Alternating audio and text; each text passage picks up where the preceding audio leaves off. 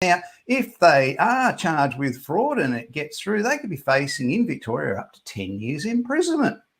Now, if they're charged with 6 charges of fraud, you can just keep upping the ante as it goes. So your reference down there to see what the guidelines in relation to fraud are in Victoria, and it's very similar in other states, is the Crimes Act 1958. That's if the police are going to run with it. Now, of course, WorkSafe and TAC, the big employers of investigators down there, will have their own internal policies and procedures about fraud and what they do. So here's an example of a person who's been fined in order to repay workers' compensation. He's got to pay back $18,000 to WorkSafe. Here's another one where a workers' compensation fraud has led to a man serving 9 months in jail. Now, again, that is WorkSafe Victoria.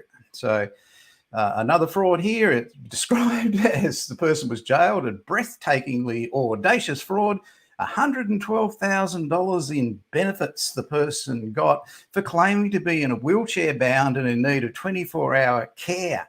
So that's a pretty big one that goes back to 2013. Now, it's not just people who claim WorkSafe that commit fraud. It's suppliers to WorkSafe who commit fraud. Only in living memory, there was a service provider psychologist to WorkSafe billing them monthly for consultations with claimants that he never did.